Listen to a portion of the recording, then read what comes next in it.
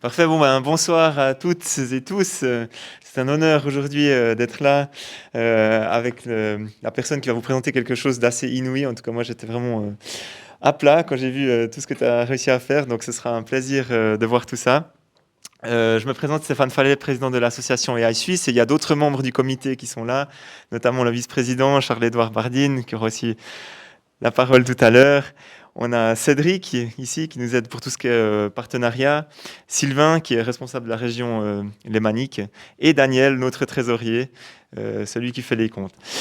Voilà, donc les Brain to Brain, c'est un événement qu'on organise à peu près une fois par mois sur Lausanne, Neuchâtel ou autre.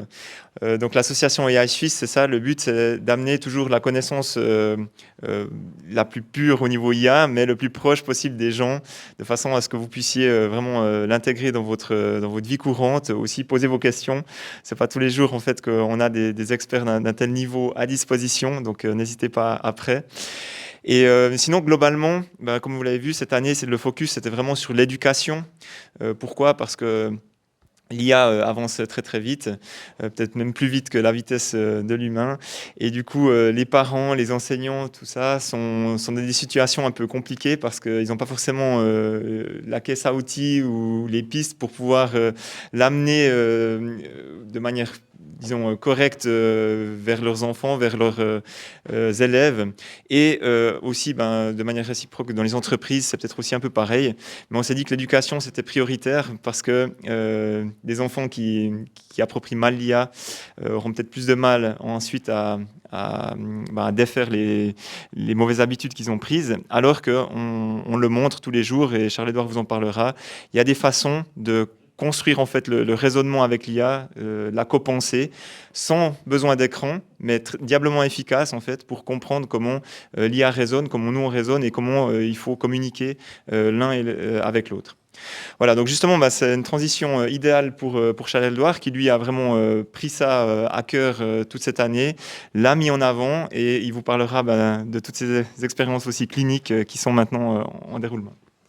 Moi, je ne vais pas dire beaucoup de mots vu qu'on s'est vu il n'y a pas si longtemps avec un peu les mêmes sujets, mais euh, grossièrement, voilà, on a eu un parcours dans l'éducation qui a été assez rapide, c'est-à-dire qu'on a en quelques mois sorti d'abord un livre blanc, engagé un débat sur une autre direction qui est plutôt de communiquer avec ces IA jusque là où notre propre réflexion nous emporte. Et puis du coup, on a décroché aujourd'hui quand même une certaine visibilité parce qu'on est inséré avec des profs de la HEP qui nous ont rejoints sur construire la plateforme qui permet de faire ça pour l'éducation. On a 3 thèses avec le TH qu'on supervise. On a des projets à la source de communautés de copensée. On a la HESSO qui nous a rejoint aussi, École 42, on est en train de voir aussi les hackathons. En gros, on a vraiment la communauté qui est en train de cristalliser autour de ça. Donc on a moyen de faire des belles choses. Et puis là, nous, on a 2 axes. C'est pour ça que j'aimerais juste dire 2 mots. C'est qu'il y en a un, c'est clé, c'est de monter en puissance en termes de communauté. Donc chacun d'entre vous, à peu près ici, sait de quoi on parle. Mais quand on sort de ces murs, c'est loin d'être le cas. Et puis on a vu avec les discours récents aussi autour de la stratégie en IA suisse, qu'on n'est pas encore là où on pourrait être, d'emporter tous les gens vers s'approprier ces outils dans le quotidien, quel que soit son métier. On n'est pas prêt d'avoir des changements au niveau des curricula, même si on est aussi actif à ce niveau-là. Donc juste il y a 2 semaines, la DGES nous a demandé justement de fournir des exemples de curricula qui pourraient être ceux du futur, pas juste data science, mais qu'est-ce que ça serait en fait, ces profils qui pourraient créer de la valeur dans la société. On a aussi prévu des CAS, enfin, voilà, il y a diverses choses qu'on met en place au niveau politique un peu aussi. Mais là, concrètement, on a une communauté à créer, et donc c'est-à-dire qu'on cherche des gens qui soit ont accès à des étudiants, soit des gens en réinsertion, ou voilà, qui pourraient en fait s'approprier cette copensée, parce qu'elle a apporté vraiment tout le monde, donc c'est pas développeur ou pas, et puis essayer d'être en soutien à d'autres pour faire un modèle en cascade où, voilà, si on a un problème concret aujourd'hui, on a des idées, mais on n'a pas forcément le bon outillage, on a des bases d'un certain domaine, mais on doit affronter un autre. En dialogue avec l'IA, on peut facilement monter en puissance et faire quasiment ça seul, un petit peu guidé. Et donc, l'idée, c'est que dans les hautes écoles, à Unlimited Trust, ou enfin tous ces acteurs, en fait, Trust Valley, le Innovation Park et autres, on est des gens présents qui savent faire ça, qui sont en soutien à la communauté, qui font partie de la communauté ASUS et qui puissent relayer aussi les questions sur un espace. Donc on a un wiki qu'on a créé. Et donc, on pourra échanger voilà, toutes les bonnes pratiques là-dessus. Ceux qui ont des idées intéressantes, des use cases intéressants, ils pourront venir les présenter aussi devant les autres. Et comme ça, l'idée, c'est vraiment de commencer à nourrir un mouvement au-delà de juste ces séances chaque mois. Donc ça, c'est un premier axe. L'autre qui prend beaucoup de mes soirées, c'est de créer la plateforme pour l'éducation. Alors, on est assez loin déjà, parce qu'on a eu la chance d'être rejoint par justement ces gens de l'ETH qui vont faire certains pans, dégrossir un peu des pans de la plateforme. Et puis après, 2 personnes de la HEP, Vaux, Engin et puis Morgane Chevalier, qui vont nous aiguiller sur comment en fait façonner l'expérience utilisateur. Mais grosso modo, aujourd'hui, on a déposé un brevet, comme ça on est protégé, on peut créer ce mouvement open source en toute tranquillité, on n'aura pas des gros qui pourront intervenir sur ce terrain-là. Et l'idée, c'est très simple. Par exemple, si on prend les use cases qui ont été vraiment concrètement déployés sur le terrain, c'est par exemple faire les devoirs à la maison. Les devoirs à la maison, aujourd'hui, ils imaginent qu'on va mettre nos enfants devant un chat GPT relativement cadré, c'est-à-dire que ce sera un chat GPT custom où il y a un peu des instructions. Puis après, les enfants font un peu leurs devoirs dessus, et puis après, ils doivent revenir en disant un peu ce qu'ils ont fait, et puis voilà. Ça, il y a plusieurs travers là-dedans. Le premier, c'est que on n'a pas un cadrage fin. On n'est pas tous les mêmes. On a des gens qui sont neuroatypiques, il y en a qui ont... Voilà, on a tous une compréhension, un parcours différent. Et donc, face à un chat GPT, déjà, il y en a, c'est pas du tout approprié. On peut avoir des réactions, typiquement par rapport à des sentiments qu'on a ou autres, où le chat GPT va dire c'est normal d'avoir ça. Non, c'est pour la personne, c'est pas normal. Et c'est même extrêmement émotionnellement difficile d'entendre que c'est normal si elle n'est pas dans ce spectre-là. Donc déjà, il y a une espèce d'impédance, de match à trouver. Et puis après, au-delà de ça, si on a l'enfant qui fait quelque chose sur ChatGPT, on n'a pas la trace de comment il l'a fait, on ne sait même pas si c'est lui qui s'est logué ou son frère ou n'importe quoi, on n'a pas les données, on n'a pas la maîtrise, et puis après, on n'a pas les dialogues récupérés pour pouvoir faire plein d'évaluations. Donc l'idée, c'est de pouvoir faire ça aussi. Et après, de greffer plein de modules au-dessus de ça, soutenu par l'IA évidemment, pour qu'après, les dialogues qui soient récupérés puissent être analysés par l'IA sur divers axes qui seraient aussi larges que en fait, le monde. C'est-à-dire que sur la base de conversation, on peut dire énormément de choses sur la façon dont une personne pense, sur la façon dont une méthode a été appliquée ou pas, sur le bien-être, est-ce qu'il y a des traces de dépression, de détresse à la maison, enfin toutes ces choses qui parfois passent à la trappe aujourd'hui. Parce que l'enfant ne s'exprime pas face au professeur, enfin voilà, pour plein de raisons. Et puis on peut aller plus loin encore dans des aspects même de santé mentale et autres. Typiquement, pour détecter ces gens qui ont des besoins spécifiques, neuroatypiques ou autres. Et donc l'idée, c'est peut-être d'avoir aussi une plateforme qui permet de relever ces signaux rapidement pour après ensuite cadrer. Donc cadrer l'interaction. On pourrait imaginer que la première session, c'est une session de screening sur une classe. On fait un jeu sur cette plateforme de copensée. La plateforme nous dit voilà un peu où se situent les élèves en termes de spectre. Et puis ceux qui sont neuroatypiques, la fois d'après, ils sont cadrés dans leurs interactions, leurs copensées, sur tous les exercices, de façon appropriée pour eux. Et ces cadrages, ils seraient faits, validés, certifiés, ils seraient partagés par la communauté. Donc aujourd'hui, on a vraiment un peu ces 3 pans de pouvoir cadrer proprement, c'est-à-dire c'est pas cadré avec un prompt système. Une IA, on peut la cadrer à 4 endroits un peu. On peut en discuter pour ceux qui sont intéressés, mais c'est pas que au niveau du prompt système qu'on peut faire des choses pour vraiment cadrer le comportement. Donc on a imaginé un framework qui permet de faire ça de façon modulaire et puis d'avoir une librairie qui se crée dans la communauté. Pareil pour l'évaluation. Et du coup, sur cette base, on peut soutenir à peu près tous les pilotes qu'ils ont en tête avec une plateforme qui serait open, ouverte, suisse, souveraine, créée par la communauté, incluant, et j'y viens, vous si vous avez envie. Donc là, on est en train de chercher justement des développeurs pour nous aider. Éducateurs, on a déjà pas mal, mais en termes de développement, pour l'instant, c'est surtout moi. Donc voilà, si vous connaissez des gens qui sont intéressés, c'est bienvenu. Et puis l'idée, c'est de pouvoir le 5 février à la conférence annuelle faire déjà des workshops avec la plateforme, le MVP qui pourrait être lancé assez rapidement, et montrer qu'on peut créer de la valeur un peu au-delà de juste créer un modèle avec un nom un peu sexy. si vous voyez de quoi je parle. Voilà. Donc, c'est tout ce que j'ai à dire. Je laisse la parole à Emra. Merci beaucoup d'être là pour partager ton expérience et puis je me réjouis d'entendre ça. Merci Charles. Bon, ça me fait plaisir de vous rencontrer du coup. J'imagine que c'est évident, mais je vois rien. Il fallait rigoler, non? Et je me réjouis de partager un petit peu quelques-unes de mes expériences que j'ai avec l'AI parce que c'est un peu bizarre du coup du fait que je vois pas. J'intègre pas mal de la vision parce que ça fait pas mal de compensation pour moi. Aujourd'hui, j'arrive à parer une frustration qui était énormissime pour moi, qui n'a pas pu être réglée par les outils technologie assistée. C'était de créer des présentations, des sites web, des designs, même mettre en forme un courrier. Là, je peux non seulement faire de l'AI générative pour évidemment me créer une mise en page, gérer la densité de ce que je distribue dans des slides, etc. Mais je peux également la faire contrôler parce que l'AI, c'est aujourd'hui dans l'état dans lequel on l'emploie, c'est la théorie. Alors on dit la théorie et la pratique, c'est la même chose, mais seulement en théorie. Enfin, c'est Einstein qui l'a dit, c'est pas moi. Et donc ça projette pas mal de choses. Voilà, on prédit les next tokens et tout ça. Mais ça reste uniquement de la planification et de l'exécution sur cette planification. Donc parfois, dans la réalité, je demande une présentation qui soit faite sur un certain nombre de slides, ça déborde, ça va pas. Donc de pouvoir faire un peu ces rappels, ce contrôle qualité, c'est un des aspects que j'ai vraiment adoré résoudre pour moi, pour gérer mes documents end-to-end. C'est pour ça que je vous ai pas fait de slides aujourd'hui d'ailleurs.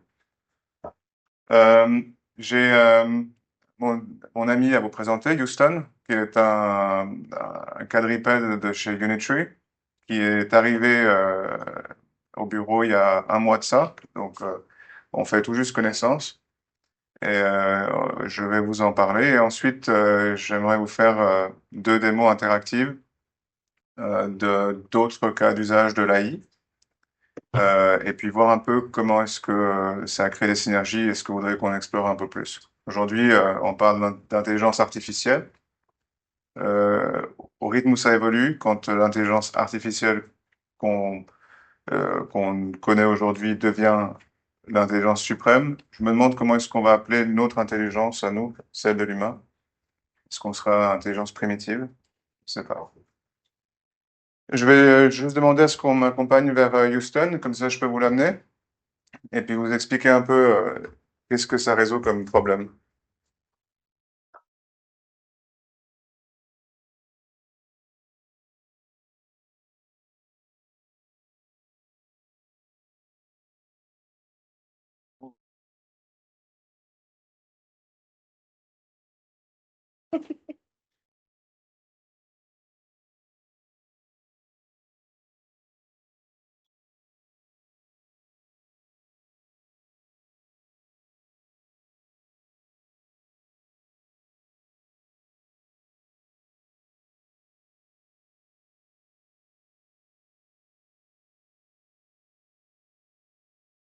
Non, non, non, non, mais vous donnez pas. On est déchargé, je pense. On peut monter tranquille. Ouais, parce que on va déjà expliquer.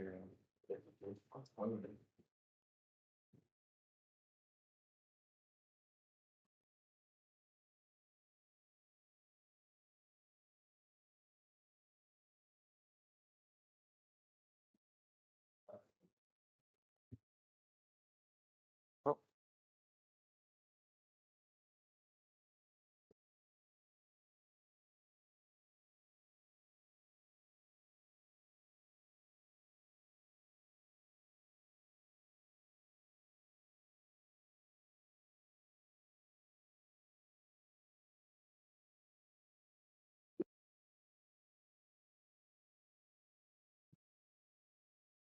Et tout, allez, on retourne à la s'asseoir.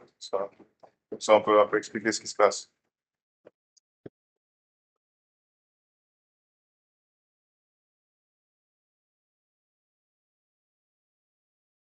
Ce qu'il fallait pas que tu fasses. Oui, merci. C'est, tu peux l'asseoir. Ah non, bon, est-ce que tu t'en vas? Ok, va-t'en, va-t'en. Alors, voici Houston. C'est le go-to de Unity. Ce qu'on a observé maintenant, c'est Pauline qui m'a guidé. L'état actuel de ce qu'on peut faire, c'est que je l'ai fait il n'y a pas si longtemps que ça, j'ai marché de mon bureau jusqu'à la maison, tout seul, avec Houston qui me guidait, et là c'était pour de vrai. Comme on connaissait pas encore la configuration de comment c'était ici, et puis qu'on est en train de faire un petit peu le harnais et tout ça, qui est un héritage de mon Labrador, un chien guide que j'ai perdu en 2016. On est en train d'un petit peu improviser, voir un peu qu'est-ce qui peut convenir pour des cas d'usage externes et des choses comme ça. Euh, j'ai eu un chien guide. Je l'ai pas pris parce que j'avais besoin d'un chien guide. J'ai une autonomie que je trouve nickel pour moi. J'ai beaucoup voyagé, j'ai fait plein de choses de ma vie. C'était un compagnon. Donc, j'aimerais qu'on établisse clairement que le chien robot n'est pas pour remplacer le chien comme ami, mais le chien robot pour remplacer le chien guide perçu comme un outil absolument. On me demandait, mais qu'est-ce que peut faire un chien guide robot? Un chien guide robot peut, par exemple, si je suis dans un train, me trouver une place assise, pas forcément la première, mais celle où je peux avoir les quatre sièges libres. Un chien robot peut, parce que je suis un geek, me trouver une place où j'ai une prise de courant. Hein. Euh, il peut reconnaître des gens, et là je ferai une connexion avec l'emploi de l'AI qu'on fait actuellement, parce que quand on est délégué à OpenAI, à Anthropic, à DeepMind de Google, on renonce à pas mal de choses, par exemple la reconnaissance faciale et des choses comme ça qu'on ne peut pas travailler directement avec leurs outils. Hein. Donc, Houston, aujourd'hui, c'est de l'ordre d'un prototype. Il est en train de travailler.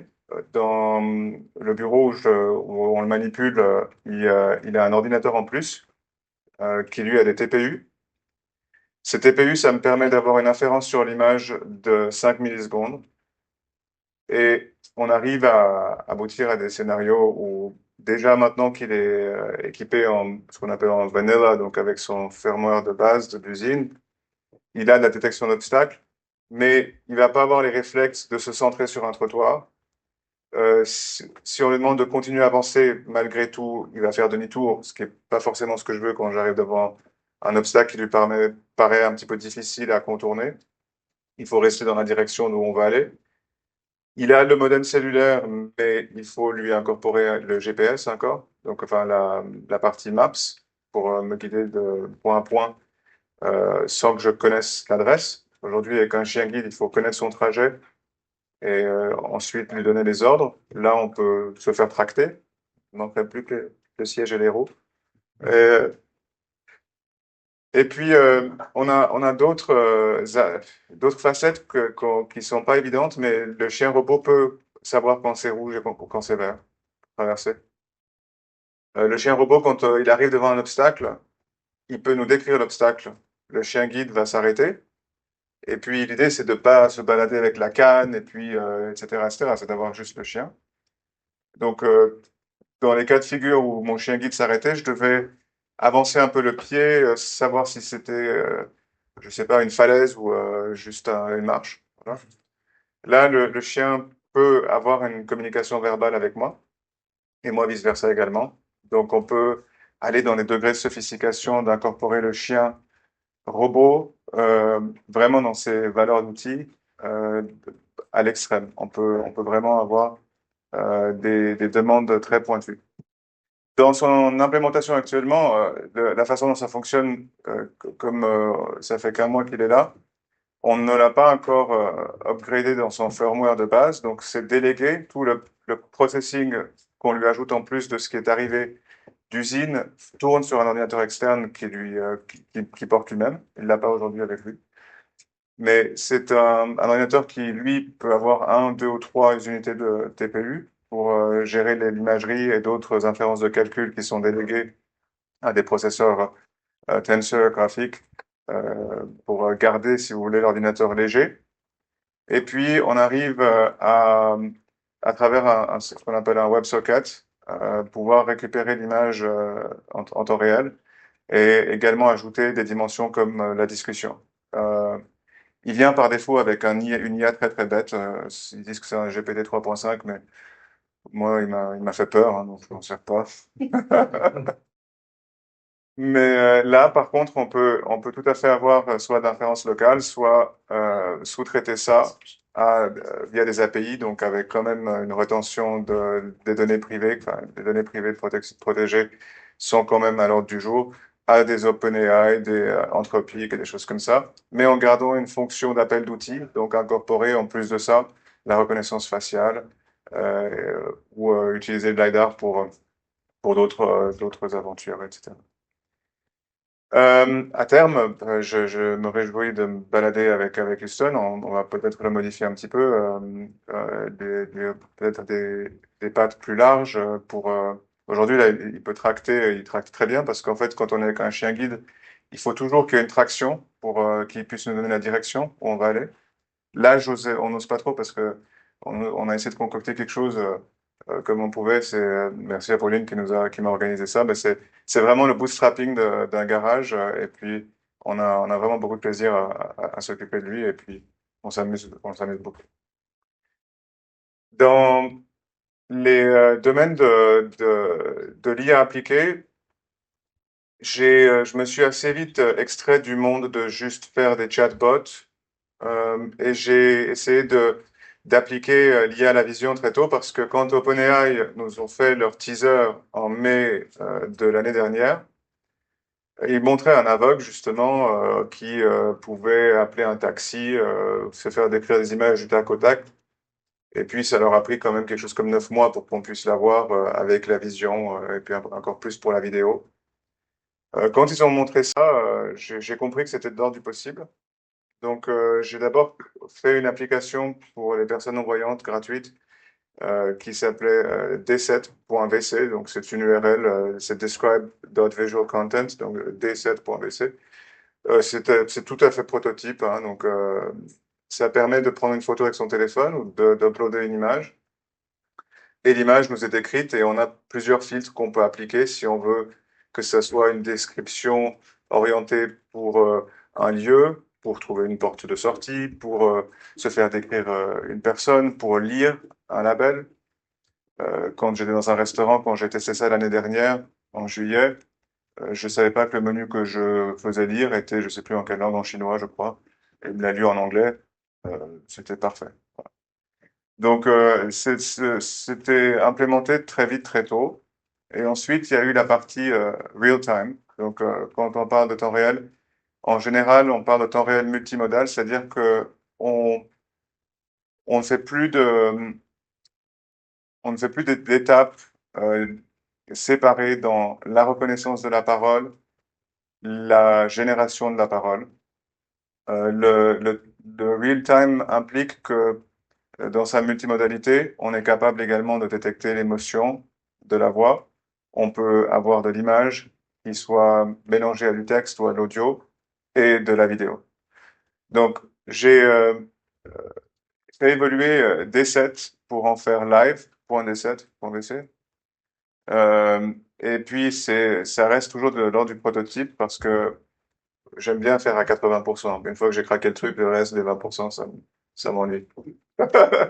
Et donc cet outil-là que j'ai essayé de faire à l'arrache pour qu'il puisse vous parler en français aujourd'hui euh, permet de discuter avec une AI et puis de lui demander qu'est-ce qu'on voit et puis d'avoir des informations qui soient un peu plus utiles que ce qu'on pourrait avoir avec ChatGPT qui ne va pas avoir l'encadrement de fournir une information utile à une personne aveugle, c'est-à-dire de bien prendre en charge la spatialisation.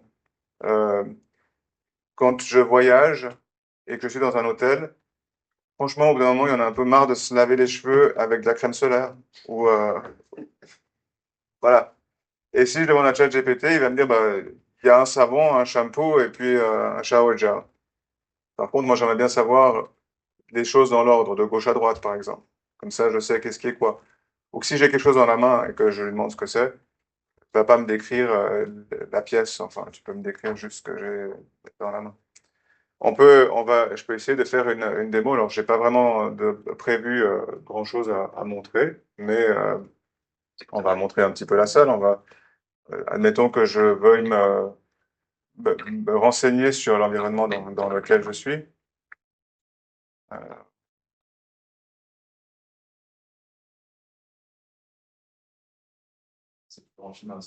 Non, ça c'est de l'anglais, mais c'est de l'anglais un peu accéléré. Alors, il y a un petit défi dans l'histoire, c'est que je vais mettre fort et je vais travailler un peu sur la echo cancellation, la suppression d'écho. Voyons voir si quand il parle, il s'interrompt lui-même, mais je crois que ça devrait le faire. Alors, vous allez entendre du français parler en anglais. Alors, essayons ça. Start with camera. C'est pas- tu peux me décrire ce que tu vois? Bien, Bon, fort. Tu peux me décrire ce que tu vois? je vois un groupe d'environ 15 hommes assis autour d'une longue table en forme de U. Le côté le plus long de la table s'étend de la gauche vers la droite de l'image. Il y a un mur blanc au fond de la pièce et de grandes fenêtres à votre droite. Le plafond est en béton brut avec des néons et des dalles acoustiques. Un projecteur est fixé au plafond à gauche. Il y a aussi un trépied avec une caméra derrière les hommes assis au fond. Mais il me semblait qu'il y avait des femmes dans cette histoire aussi. Est-ce que tu peux vérifier? Oui, il y a bien des femmes dans cette pièce. Je vois maintenant environ 20 personnes assises à la table en U. Parmi elles se trouvent 4 femmes. Elles sont assises sur le côté gauche et au fond de la table. La femme à votre gauche est vêtue d'une chemise rose et d'un jean bleu, tandis que les 3 autres femmes... Ça ira, c'est bon.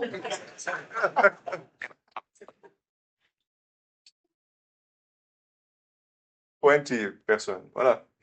Bon, comme je dis, j'ai fait ça à l'arrache parce que le reste en anglais. Il y en a 4 ou il y en a moins ou c'était juste? Dans le centre de il y en a bien 4. Ah oui. Bon, bah alors. Ah oui, et puis voilà, j'aimais juste une chose que je me permets de dire, mais comme je vois pas, je peux pas rentrer trop dans le gender non spécifique. Je ne peux pas avoir une image qui me dit tout le temps c'est une personne.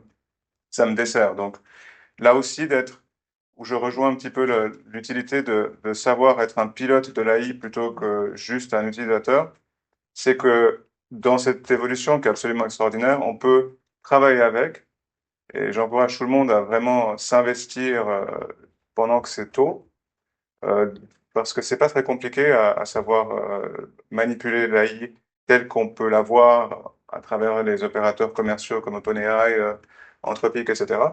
Mais c'est très pratique de savoir réfléchir comment une AI réfléchit, etc. Et puis de créer cet environnement qui nous convient le mieux. Moi, j'ai envie de savoir si c'est une femme ou un homme.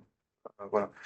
Aujourd'hui, quand je suis sur Facebook ou n'importe quoi, les images, par défaut, et on peut pas les changer, sont tout le temps des personnes. Et pour moi, c'est un peu dommage, mais c'est personnel. Voilà.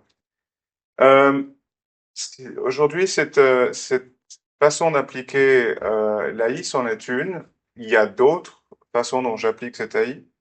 Euh, j'ai des interphones pour la sécurité du bureau. Je peux prendre des photos de personnes et puis faire en sorte que quand une personne est là, elle parle avec une AI. Oui, mais je suis invité et j'aimerais rentrer. Et ben là, ça peut dire bah, positionnez-vous devant l'interphone et puis faire une comparaison avec la photo. Et puis selon quoi dire bah, je vous ouvre la porte, porte du lobby ou porte du bureau, et puis permettre à la personne de rentrer que je sois là ou pas là, selon les règles que j'ai fixées. Un autre truc, on parle des professions un petit peu de l'AI qui sont en danger. Dans les, il y a 100 ans de ça, 80 ans de ça, on était beaucoup une population de travailleurs manuels. Donc voilà, on s'identifiait comme je travaille pour un tel. On est passé à une société de travail de connaissances. Donc on est des ingénieurs, des avocats, des informaticiens.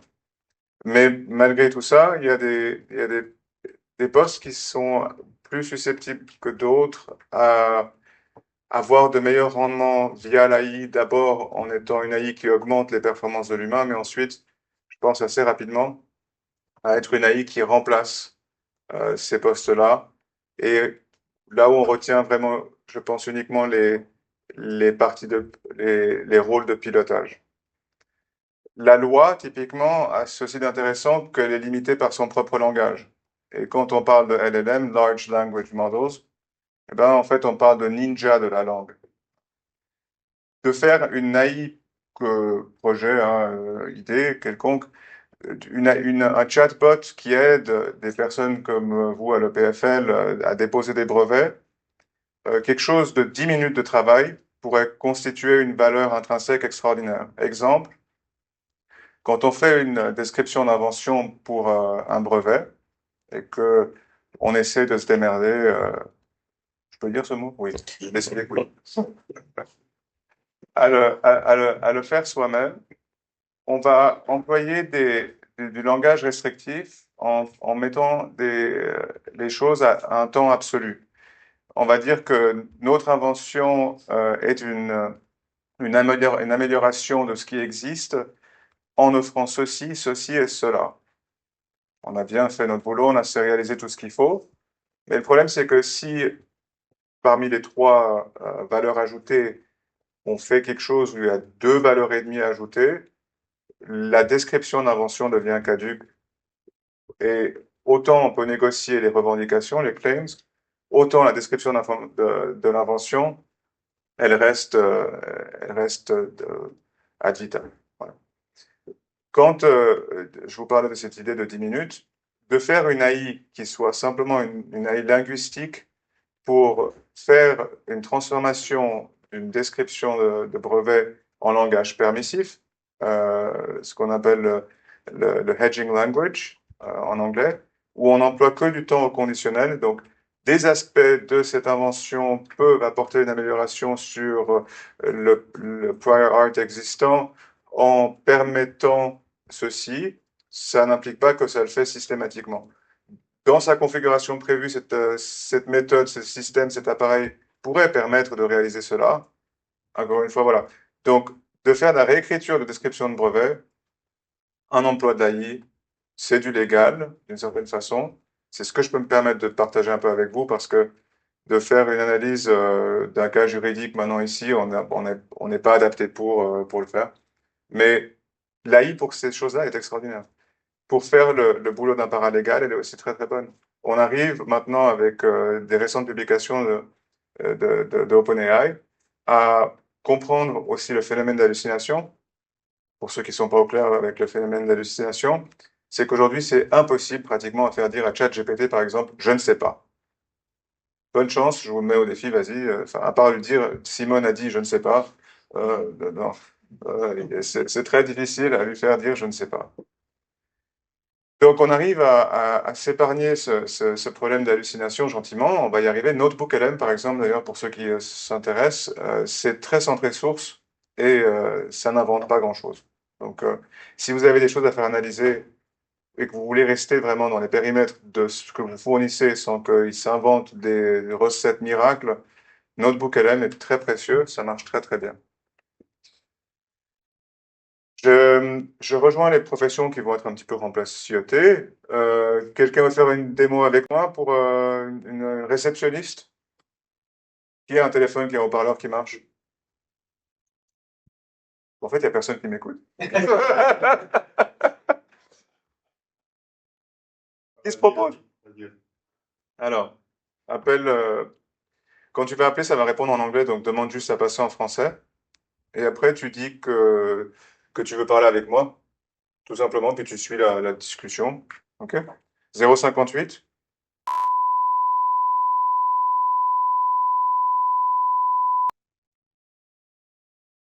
Monte le son.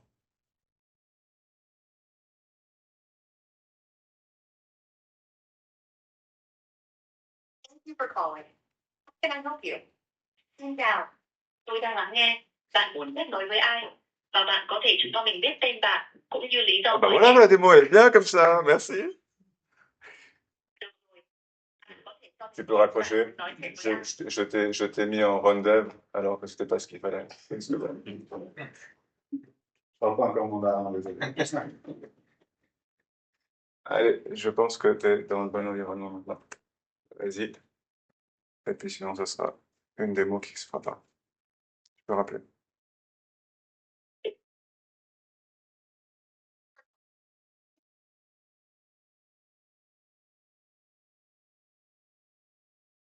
Can I talk to Anna, please?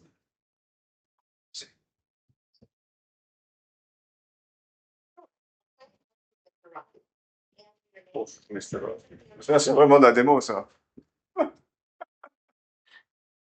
Mr. Rafi. On a. Working on connecting you to Mr. Rocky now. Please hold on a moment. On refait, on a fait une dernière fois. Ouais, vas-y. On suit le prompt en français. Donc, tu peux demander à parler en français. Il parle en français, elle va directement switcher, c'est ça? Oui, oui, tu peux switcher n'importe quand. Mais là, je sais pas si c'est parce que c'est sur haut-parleur. Attends, non, tu as 2 secondes. T'es pas prêt. 2 secondes. Pour moi, natif anglais, j'ai compris Rafi. Oui, oui, Son il accent. ouais. Alors, vas-y. Tu peux y aller, je pense.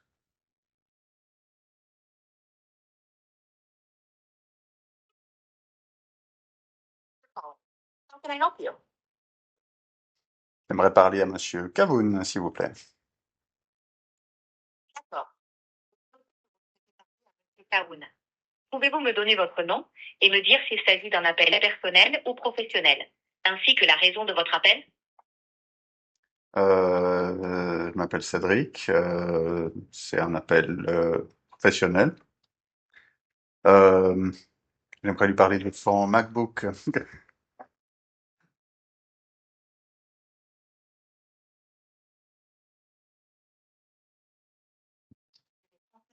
Monsieur Kaoun. S'il a besoin de plus d'informations, il pourra vous recontacter. Merci pour ces précisions, Cédric. J'ai l'impression que ça n'a pas fait sa logique jusqu'au bout. Ça ne passera pas. Bon, bah voilà, c'était une démo de prompting unique et puis on voit que ça passera pas. Tu peux raccrocher. Je vais la refaire telle que je la teste parce que voilà, on s'impressionne nous-mêmes, hein, donc permettez-moi de le faire. Alors.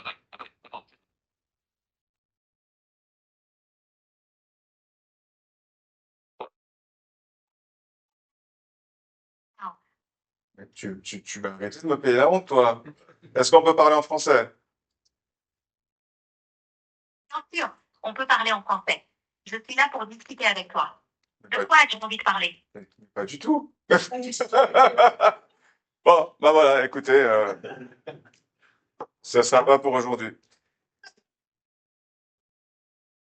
Il y a un dernier aspect que je voulais voir proposer qu'on discute. Là, j'entends Charles qui parle de ces outils d'éducation. La façon de faire intervenir l'AI dans le quotidien, à mon avis, est extrêmement cruciale. On parle d'éducation, mais c'est aussi très important d'éduquer les gens à comment se servir de l'AI et comment est-ce qu'elle peut prendre forme et fonction dans la vie de tous les jours. Quand je m'intéresse à des idées, je m'intéresse plutôt à l'exécution de l'idée. Et je serais ravi si vous faites des workshops pour discuter de la forme et de la fonction que ça prendra, de vous écouter, de suggérer des choses. Dans l'absolu, je travaille avec les modèles commerciaux comme on les connaît. J'ai également de la chance d'avoir accès à beaucoup de GPU. Et donc, je fais beaucoup de fine tuning, du pre, post-training, et des choses comme ça.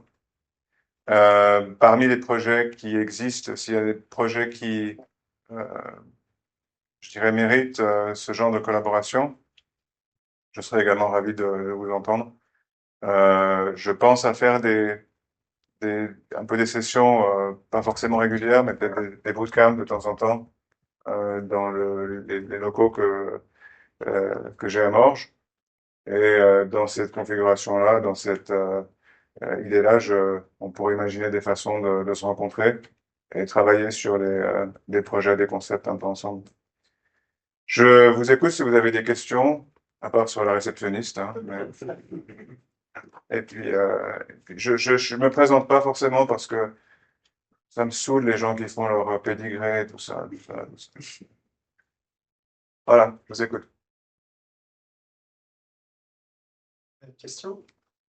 Le chien robot, vous l'avez reçu donc brut tel quel et vous l'avez customisé en changeant un PC, en mettant un Jetson Orin, en rajoutant des capteurs ou bien?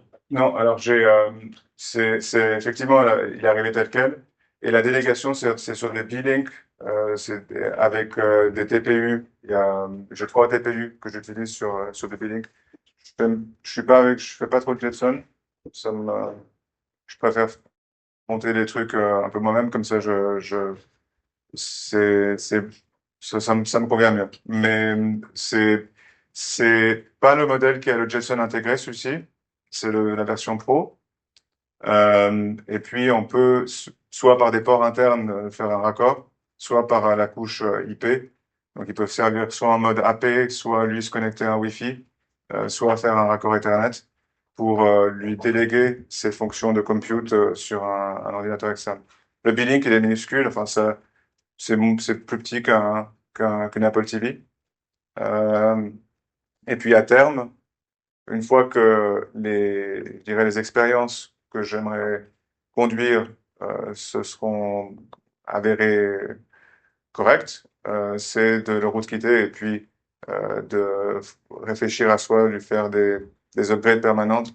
Mais tant que je suis pas à l'aise avec ce qu'on fait, puis que ça fait qu'un mois qu'il est là, je pense que j'ai dû passer 4 heures avec, hein, depuis qu'il est arrivé, avec tous les toutes les autres choses qui arrivent.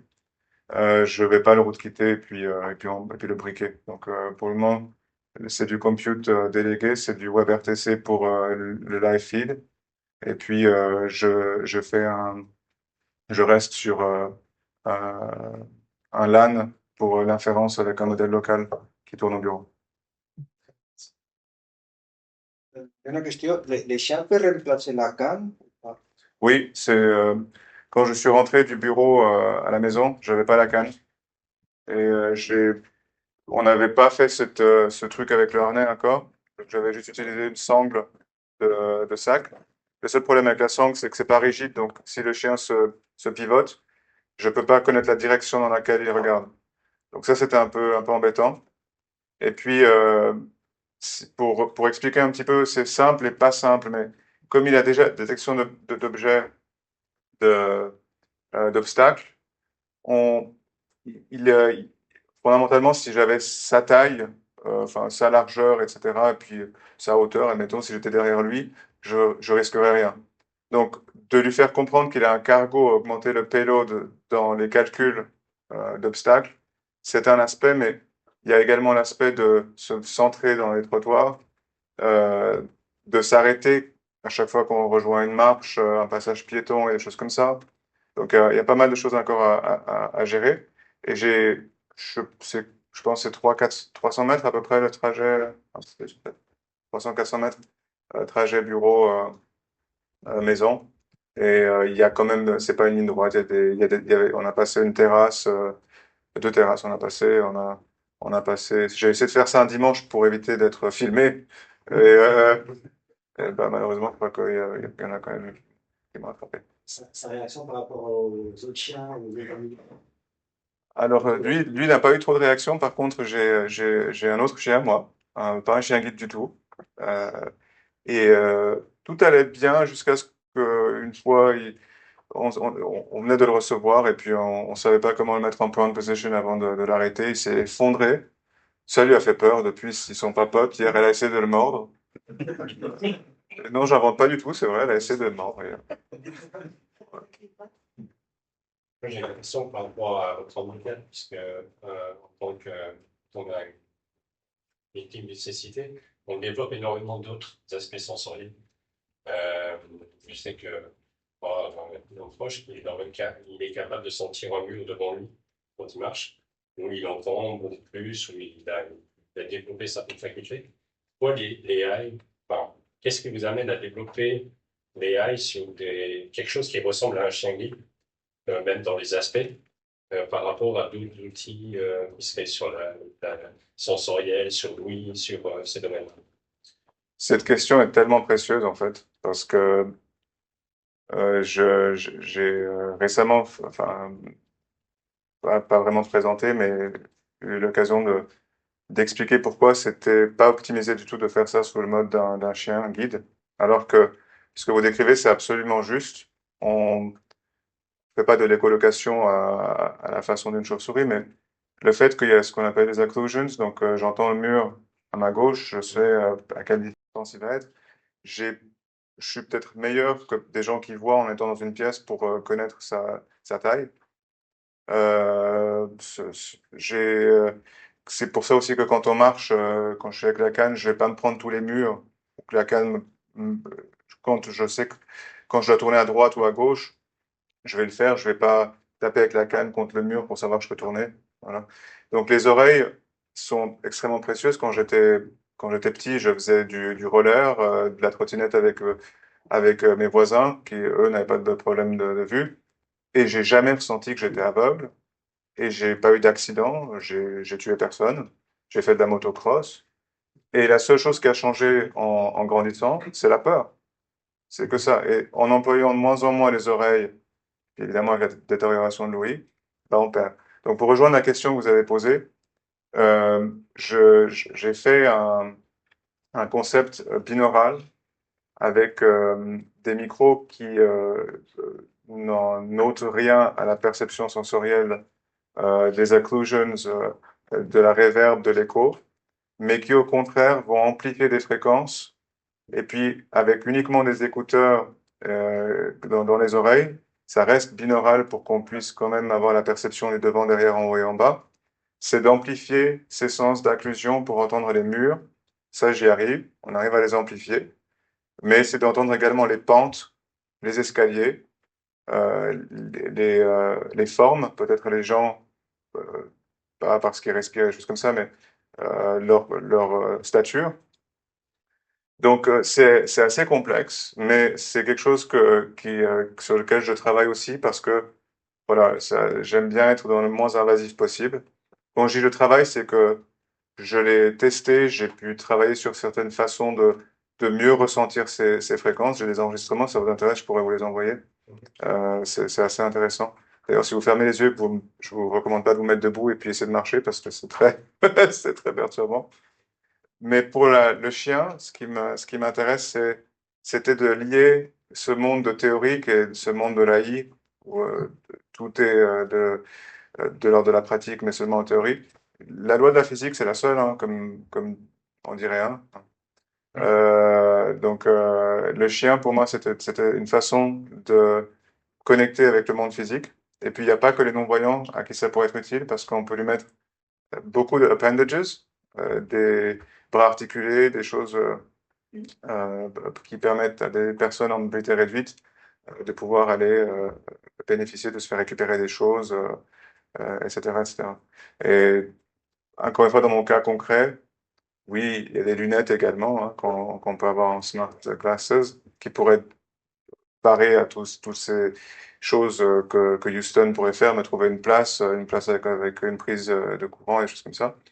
Mais je pense qu'en termes d'adoption, si un jour la communauté des aveugles trouve un intérêt à suivre ce projet et s'en servir, et puis peut-être avoir un chien robot comme chien guide, ça sera, à mon avis, plus facile d'adopter un chien robot que de renoncer à la canne et de fonctionner qu'avec des écouteurs et des lunettes. Dans le même ordre d'idée, je comprends un laboratoire avec 4 pattes, vu que c'est un chien. Et pourquoi est-ce que celui-là a des pattes? Est-ce qu'il pourrait pas avoir plutôt des roues, ou des chenilles, ou les deux, ou pas des roues? Oui, alors c'est la versatilité parce que bon, il faut qu'il puisse sauter dans le train, il faut qu'il puisse monter, descendre les marches et les escaliers. Alors il sait sauter, il sait monter, descendre les escaliers. C'est comme ça qu'ils ont été préparés. Je vais pas refaire un robot. Je travaille pour le moment dans les limites du SDK et des choses de Unity, mais on est déjà arrivé au bout de ça, donc encore une fois, je l'ai passé peut-être que 4 heures à le manipuler à un degré au-delà de juste faire mes muses avec. Donc maintenant, c'est vraiment lui profiter de tous les senseurs qu'il a, des senseurs de pression, les senseurs de tout ça. Et puis de pouvoir lui apporter des fonctions de chien guide, en tout cas un minima, pour m'amener d'un point A à un point B, de pouvoir également fonctionner avec les objets en hauteur et des choses comme ça. Mais je me suis pas dit, je vais faire un projet pour trouver des chiens guides robotiques pour les non-voyants. J'ai vu Unitree, j'ai sorti la carte de crédit, et j'ai dit maintenant je fais quoi avec? Voilà. Ouais, je me demandais parce que en fait, là-dedans, la magie aussi, c'est qu'en fait, c'est générique. C'est-à-dire ça, je peux l'acheter pour mon fils à Noël. Les grands modèles de langage, ils sont suffisamment robustes pour tourner là-dessus. Il y a pas donc la nécessité de fine-tuner ou d'ajouter des trucs.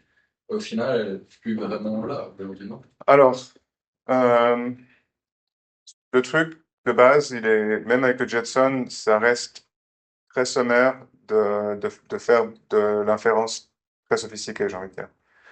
Euh, la seule façon où tu vas avoir des résultats ça dépend à quel point tu veux le faire travailler. Si c'est éducatif, parce qu'ils ont quelque chose avec des plots sur une interface visuelle qui permet même à des enfants de pouvoir lui apprendre à faire des trajets, à exécuter certaines choses, un peu de conditionnel et des choses comme ça. Ça, c'est déjà incorporé. Mais si tu veux le faire évoluer avec un modèle, tu devrais le déléguer.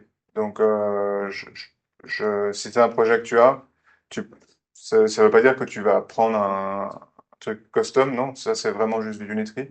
Mais on pourra parler de ce que tu pourras avoir comme ordinateur de plus pour lui faire profiter de choses un peu plus récentes, un peu plus conséquentes en termes d'inférence.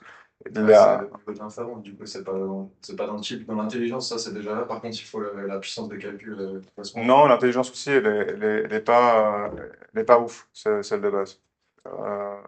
Si on connecte un truc existant, ça. Oui, alors là, tu peux, mais de nouveau, là, ça se passe en 2 étapes. Tu récupères le feed, tu lui laisses un petit peu les senseurs que tu veux laisser fonctionner selon son apprentissage actuel, hein, les détections d'obstacles, etc.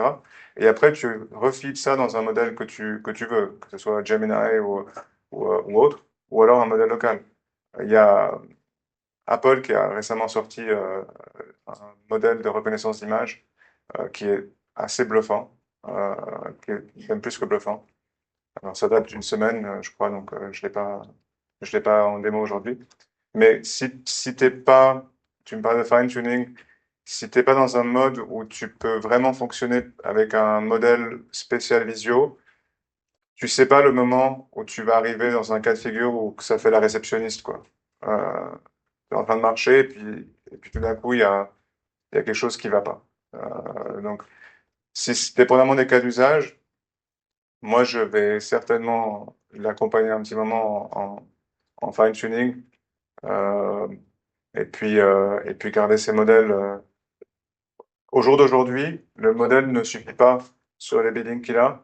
C'est sur un mini cluster qui est au bureau, donc ça tourne sur le réseau local à lui. Pardon, mais même pas le cluster, les GPU que ça emploie sont même pas sur place. Mais ça, c'est le modèle tel quel, donc en full precision. Maintenant, quand je l'aurai quantifié, il tiendra parfaitement sur quantized, pardon. Quantisé, comment dire, bref. Euh, il pourra tenir sur son chip, voire en local. Je ne sais pas encore sous quelle forme je le rendrai possible. Est-ce qu'il y a un safe word? Le safe word, alors je l'ai pas encore programmé pour les soirées du samedi soir. Qu'est-ce que vous entendez par un safe word? Une manière justement de, enfin, j'ai vu que tu avais des comportements étranges, j'imagine qu'il peut sortir de sa programmation, de son cadre, Ouais. et puis il y a moyen de couper net. Alors l'idée c'est qu'on soit jamais dans une situation où de le couper, ça mettrait en danger la personne. Le, la, la, la façon dont on parle mieux à ce genre de comportement erratique, c'est justement par du fine-tuning. C'est vraiment en consolidant un modèle qui a été spécialement prévu pour faire une fonction et de la faire bien. Aujourd'hui, on a des modèles tellement intéressants que j'ai envie de dire c'est la seule cas de figure auquel je peux penser où être sophistiqué dans un prompt ne suffirait pas. Là, le fine-tuning, à mon avis, reste quelque chose d'indispensable. Et puis, on peut avoir des formalités, des formes de safe word, mais est-ce que ça serait vraiment utile? Euh, L'idée, c'est aussi de ne pas permettre d'avoir de l'injection, des choses comme ça, donc de garder la relation avec le robot en circuit fermé, euh, et puis de faire évoluer ça en fonction par des upgrades peut-être régulières, mais c'est les seuls moments où ça se connecterait sur un cloud ou des choses comme ça.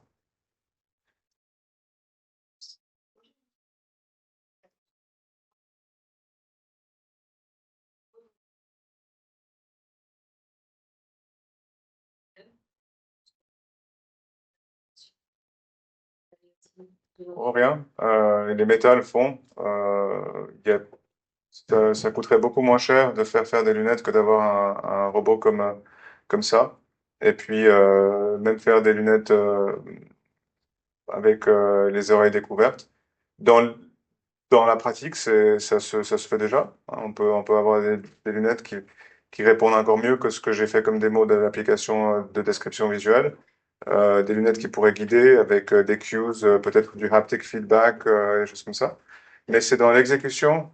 Est-ce que il y a deux composantes à ça, c'est que à part si je me balade avec avec un truc qui dit attention aveugle, et puis déjà que même avec ma canne, les gens, j'en ai cassé deux, trois cette année, je crois.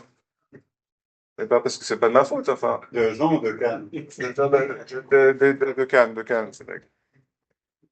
Enfin, avant c'était texting and driving, mais maintenant, excusez-moi, c'est regardez où vous allez quand même un peu parce que non. Mais oui, donc les gens doivent avoir, il y a quelque chose qui ajouterait en complexité en étant juste avec des lunettes et toujours dans l'idée de s'émanciper complètement de la canne. Euh, Ça se fera. On est de toute façon cyborgisé aujourd'hui, qu'on y croit ou qu'on n'y croit pas. Ça fait un moment qu'on a commencé à développer un cerveau de query et plus un cerveau de mémoire. On a arrêté de se souvenir des numéros de téléphone, donc on fait confiance à donc nos portables pour les stocker. On fait nos recherches sur Google. On est devenu très fort, mais on sait plus se documenter. Donc à terme, on va gentiment adopter des, de l'AI un peu plus présente. Et les lunettes, à mon avis, oui, fonctionneront très bien. Ça sera peut-être une autre forme de spatial compute aussi qui pourrait être intéressante. Mais voilà, pour répondre à la question, Meta le fait. Je m'en suis pas encore servi parce que je crois pas que ce soit facile de sortir de leur framework. Mais pour une petite anecdote, euh, Google Glass, quand ils avaient sorti, j'avais fait une modification du firmware pour que quand j'appuie sur le bouton, tout bêtement, ça appelle quelqu'un en visio. Et que je me suis servi de ça pour la première fois pour qu'on me dise où était une tache de vin sur un tapis, que je puisse la nettoyer. Donc c'est pas de l'AI, mais c'était un appel visio sur le protocole SIP. Et puis voilà. Donc, les lunettes, c'est toujours quelque chose qui m'intéressait. Il faut juste que ça rejoigne, enfin, les bouts se rencontrent et puis qu'une personne puisse avoir vraiment de l'autonomie. D'autres questions? Non. Sur l'aspect des brevets, tu as mentionné à la fin. Ça veut dire qu'aujourd'hui, on dépose des brevets ou des labels, ou peu importe, avec un contexte qui est donné. pour que tout soit réuni pour que le brevet, l'application de ce brevet marche, si j'ai bien compris. Ouais. Et avec l'IA, on pourrait supposer que tous les cas possibles soient détectés pour que le brevet soit applicable dans tous les cas. C'est ça? Non, alors, oui et non. En fait, on a un désavantage si on écrit une description d'une invention en anglais dans un pays où l'anglais n'est pas forcément la première langue, où on n'a pas l'habitude de connaître un petit peu les loopholes de la langue, justement. Et puis, ce que j'expliquais, c'est que par un procédé très simple, par un prompt, hein, on peut permettre à l'AI de corriger des textes qui auraient été écrits à une forme absolue pour écrire un brevet et à le rendre plus solide en étant dans une écriture plus permissive, ce que pourrait faire un avocat spécialisé du droit des brevets. Euh, et encore une fois, voilà, quelqu'un qui fait ça de façon industrielle, savoir comment gérer ces cas de figure, qu'est-ce qui a le droit d'être conditionnel, qu'est-ce qui doit être absolu. Mais c'est pas évidemment le seul cas de figure qu'on a dans le légal, mais c'était le seul que je pouvais vous expliquer en me disant, voilà, vous pouvez rentrer chez vous ce soir, même faire un projet sur ChatGPT ou mettre un prompt dans une conversation avant de l'interroger. Et puis vous dites, voilà, j'aimerais que tu me convertisses mon écriture en écriture permissive dans un contexte de droit légal en propriété intellectuelle. Puis là, vous mettez votre description de brevet et vous l'avez en retour, mais avec une utilisation de temps qui permet que si des aspects de votre invention que vous avez rendus absolus dans votre description ne sont pas là, hein, que pas tout doit être couvert pour que ce soit votre invention, mais que certains de ces aspects sont là, d'autres sont optionnels, d'autres ne surviennent que selon certaines configurations, vous soyez toujours couvert. Parce qu'encore une fois, la description d'invention, c'est ce qui bouge pas, et puis les seules choses que vous pourrez être amené à voir se passer, c'est qu'on vous refuse certaines de vos revendications, ou que vous ayez des delegations et que vous soyez obligé de renoncer à certaines revendications. Dans les cas de figure autres de l'AI un peu plus implantés dans le légal, on a les textes de loi en Suisse. C'est un peu plus facile chez nous parce que ça reste des codes. C'est pas comme le droit aux États-Unis. Il y a les common law et adversarial law. Et ici, on a des façons de faire des queries sémantiques structurées sur du langage parlé, sur des bases de données tant à l'échelle européenne que pour la Suisse. Et puis typiquement, une façon d'appréhender ça pour éviter que l'AI invente trop de choses, c'est de d'abord identifier les articles qui sont applicables à un contenu. Ça peut être un contrat de bail, ça peut être un NDA, ça peut être une cession, succession, je ne sais quoi. Et puis ensuite, voir un petit peu faire un score de la pertinence ou de l'enforcement de chacun de ces articles de loi, et la pertinence également, dans un contrat. Voilà, par exemple. Donc, il y a plein d'applications possibles pour faire intervenir une AI d'un point de vue juridique qui ouvre deux choses, essentiellement. Une, c'est l'automatisme, hein, que ce soit fait selon une procédure, etc. Mais l'autre, c'est aussi que c'est la seule façon qu'on peut avoir pour en tout cas avoir une entrée, une vue d'ensemble globale. Si vous avez quelque chose qui est transnational, international, si vous avez des choses qui regroupent plusieurs disciplines, un data breach de data qui ont été volées à Singapour, mais le serveur était hébergé en Irlande et puis la compagnie elle est domiciliée au Liechtenstein, la facture juste voilà. Mais on peut déjà avoir une idée si on sait bien se structurer pour faire un peu de déblayage avec de l'AI. Juste pour ajouter quelque chose dans cette direction-là, parce que pour l'avoir fait récemment, c'est assez magique parce qu'on peut vraiment se mettre dans une pièce puis décrire, juste vraiment vocalement, transcrire déjà ce qu'on a dans notre cerveau. Donc j'aimerais que le truc passe ça, voilà. On a peut-être des notes en plus qu'on met pour agrémenter ce contexte-là. Et après, on peut même faire mieux que les offices de brevets ici, parce qu'en fait, ils sont pas habitués encore trop à tout ce qui est IA, par exemple. Et donc, on peut aller collecter des meilleurs cabinets du monde, les guidelines, voilà, qui sont un peu plus solides. On met ça dans les documents, puis après, on peut faire méta jusqu'à l'écriture du brevet, c'est-à-dire l'étape méta, c'est discuter sur la base de ce contenu brut, comment j'articule mes claims déjà, quelles sont les différentes stratégies. C'est pas forcément évident de voir ce qui est, comment décomposer juste ça au niveau avocat. Et donc ça, c'est super intéressant. Puis après, dire, bah voilà, est-ce que le brevet, moi, il se veut plutôt défensif, il se veut plutôt, voilà, c'est mon but. Et puis du coup, là, donc c'est possible d'après articuler les claims dans ce sens-là, plutôt voilà, pour se protéger de la bonne façon. Puis dès le moment où tout est articulé bien, on a fait un plan de mettre la viande autour de ce plan-là, avec le bon jargon en respectant le fait que quand on parle de quelque chose, c'est un placeholder, peu importe le nom, mais après il doit réapparaître de la même façon partout et toutes ces choses. Ça se fait tout seul. Donc c'est extrêmement puissant parce qu'on peut se focaliser sur ce qu'on aimerait créer et puis pas tout le blabla bureaucratique autour de ça. Et accélérer au passage assez fortement la chose, non seulement au niveau temps, mais au niveau argent aussi. Il faut faire très attention quand même à quelque chose, c'est que si on n'est pas clair, en fait, pour moi, je faisais cette analogie sur un post récemment. Pour moi, si on ne sait pas où on veut aller, comment on veut y parvenir et ce qu'on veut, l'emploi de l'AI en étant vague, c'est comme le GPS dans une voiture en 2003. C'est un peu par chance qu'on arrive là où on va arriver, quoi. Donc, si vous émettez des hypothèses et des choses comme ça, il ne faut pas attendre que ce soit l'AI qui vous dise, ouais, mais attends, mais ça tient pas trop la route, ton truc. Donc, typiquement, il y a eu des cas de figure que j'ai vu faire, auxquels j'ai participé, auxquels j'ai fourni soit de la connaissance, soit de l'infra. Un cas juridique s'est invalidé parce que c'était un data breach. Mais le problème qui était traité manquait de connaissances techniques, donc il y avait un peu un non-lieu dans l'histoire parce que on avait des bureaucrates qui se sont créés un problème sans fondamentalement avoir compris qu'il manquait une compétence technique pour vraiment comprendre ce qui s'était passé, qui était en tort, à quel moment ça s'est fait, transport ou pendant la rétention, etc., etc. Donc c'est bien, c'est très bien de faire intervenir l'AI, surtout comme tu le fais en étant, si tu veux, ton office de prise de notes, et puis après de te consolider tout ça dans les propositions d'articles, de brevets, des choses comme ça. Mais n'oubliez pas, dans l'état actuel des choses, ça a été trop poussé pour être super positif.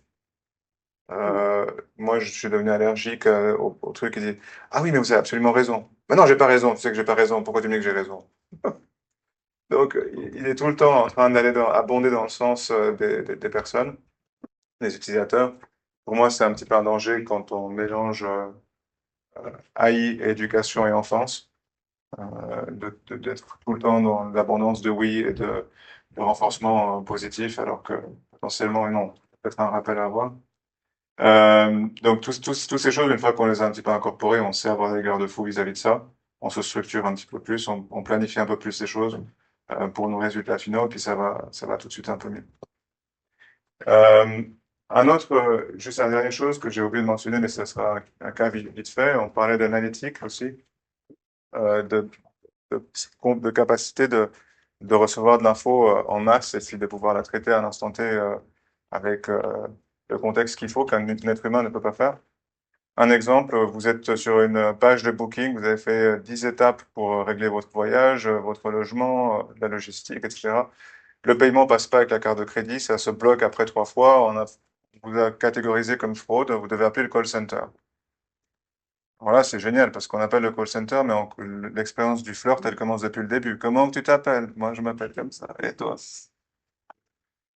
Alors que si on mettait ça dans un produit d'ingestion AI, toute la chaîne qui a été suivie peut être ingérée instantanément par l'AI et il peut y avoir une conversation qui est 100% optimisée pour reprendre là où quelque chose n'a pas joué.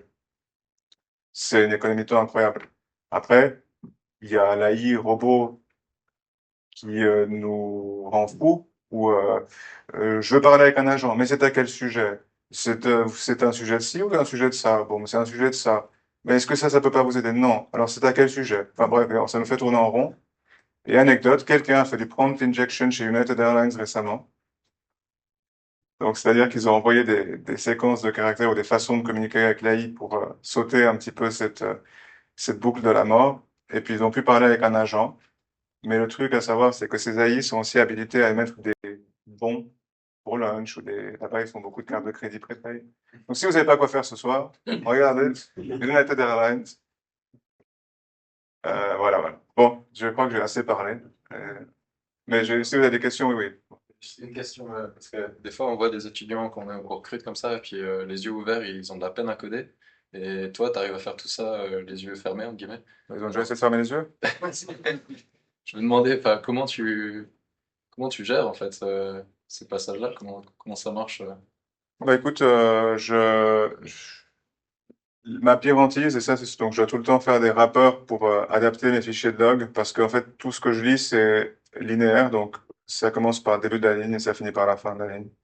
Je peux pas faire comme vous, puis viser juste les choses qui changent en bout de ligne pour trouver mon module, mon niveau de log, mon debug, et puis faire ça avec la petite souris, la molette qu'on descend, Donc, je dois souvent un peu travailler comme fait Claude Code ou ChatGPT avec Codex, c'est qu'il fait des requêtes un peu incisives où voilà, je vais récupérer juste les tranches où je peux estimer avoir les logs intéressants pour moi. Et quand je code en tant que tel, bah écoute, c'est un peu, j'imagine que c'est un peu comme tout le monde. Je sais où j'ai placé mes choses. Je suis pas monolithique, j'aime pas faire des trucs qui font 10 000 lignes. J'ai un ami, il a fait un script une fois, il faisait quelque chose comme 20 000 lignes, un bash. Il est dans la pièce d'ailleurs ici. Euh, non, alors ça d'ailleurs, non. Donc moi je fais des petites choses, j'aime bien être un peu dans la keep it simple. One thing does one thing well. Donc je reste vraiment dans des petits modules et puis je m'y retrouve assez bien comme ça. Donc, quand on collabore sur le même fichier que lui, en fait, ce qu'on voit, c'est que la manière dont il écrit, il va pas aérer son code, en fait. Donc, tu vas avoir, par exemple, là où nous, on va laisser une ligne vide pour que ce soit plus lisible pour nous, bah, lui, il va pas le faire, parce que ça n'a aucun sens pour lui. Et du coup, bah, des fois, c'est pas évident de suivre le cheminement, en fait, parce que, bah, justement, nous, on a besoin un peu d'aérer, de faire des choses inutiles, des retours de lignes inutiles, l'indentation qui peut paraître complètement inutile pour lui, de nouveau, ça n'a aucun sens. Et pour nous, bah,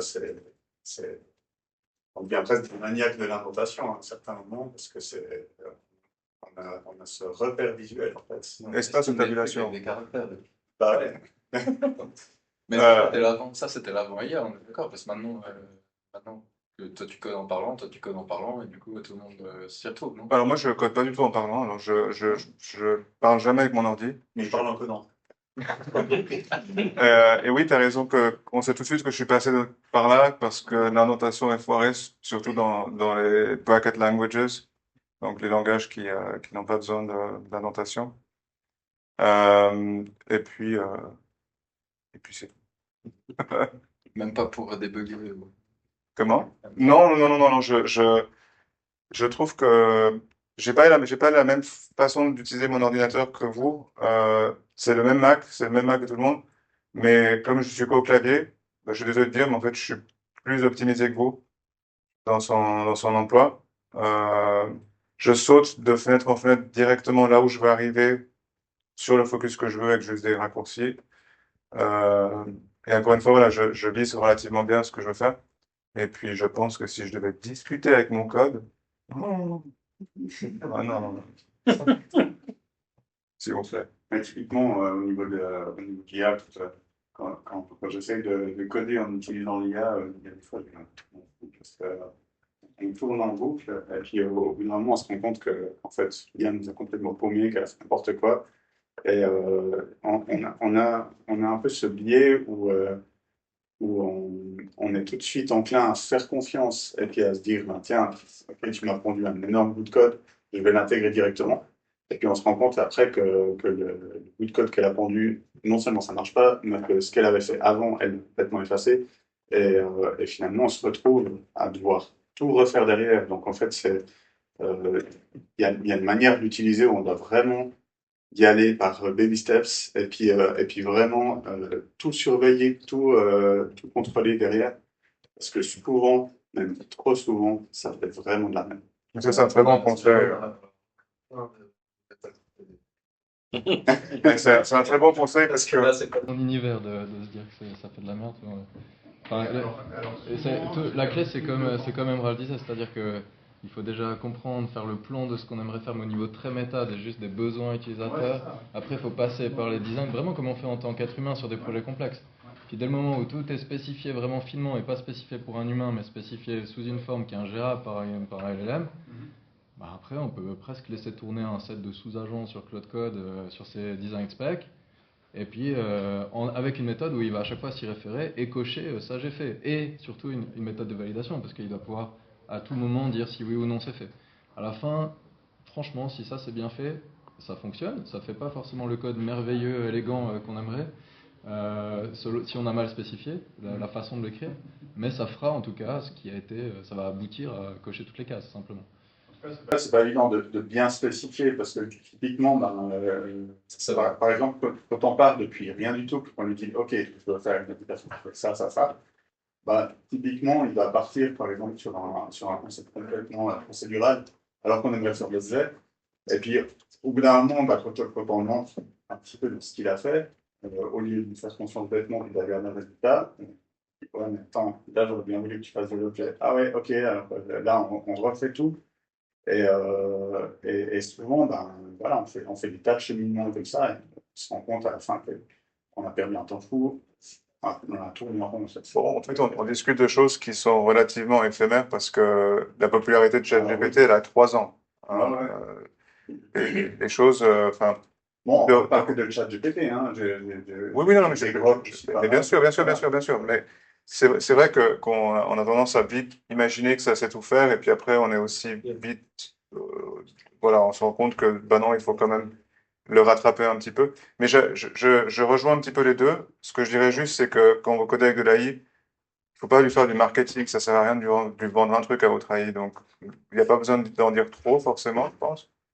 De fonctionner en baby steps, c'est aussi bien pour justement éviter que il y ait eu trop de choses qui étaient anticipées dès le départ, et puis que ça surcharge le contexte dans des notions qui, au fur et à mesure de l'utilisation, de la concrétisation, surtout que c'est tellement facile de matérialiser des choses maintenant avec l'AI, de le faire baby step par baby step, c'est pas mal. Donc garder la recette, mais de l'incorporer au fur et à mesure, ça j'aime assez bien en fait. Ouais, le truc qui marche dans la vie de tous les jours sur à peu près tout, c'est pas que le code, c'est vraiment de discuter du plan de ce qu'on voudrait faire à un certain niveau. Une fois que ce plan est bon, on va de plus en plus granulaire, puis une fois que tout le plan, voilà, et puis on descend de plus en plus. On peut pas tomber sur un truc qui est pas objet orienté si on a discuté du plan, puis on a décidé que c'était ces classes-là et tout ça. Donc c'est une façon de décomposer qui est assez nouvelle, mais si on sait le faire, il n'y a pas vraiment de limite. Le côté le plus frustrant et insupportable, c'est l'ultra complaisance. C'est exactement ce qu'on disait avant, quoi. Ça, c'est le truc. Oui, tu as raison, oui, je suis désolé, oui. Ça, c'est le truc dans l'éducation, en fait, c'est cette imitation humaine qui sert juste la fascination et le fait qu'on achète ces trucs parce qu'ils ont l'air d'être notre ami. Ben, si on veut faire ces tâches efficacement, on n'en a pas du tout besoin. Ouais.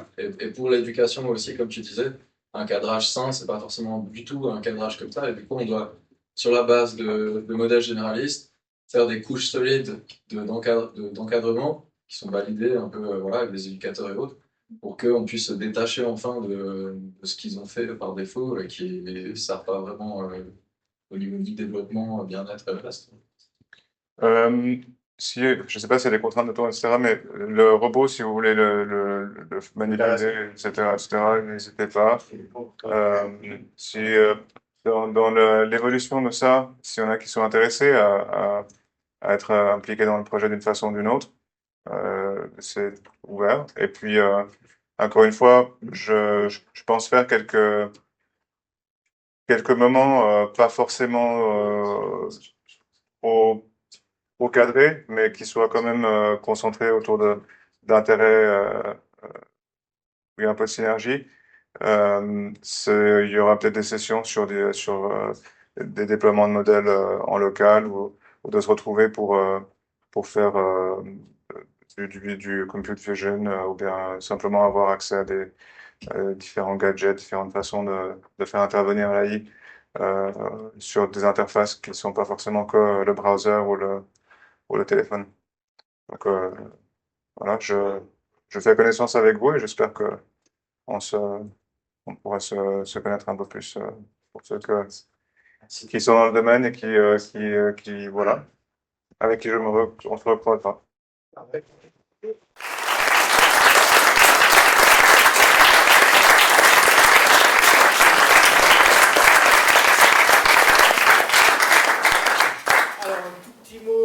De fin, juste pour vous dire comme quoi c'est pas terminé, justement on va pouvoir continuer à faire connaissance et à discuter de tous ces sujets autour d'une boisson et d'une pizza, donc on vous invite tous à continuer ces discussions à l'extérieur et puis tout est prêt à se faire. Tout est prêt. Merveilleux, merci beaucoup à tous. Merci.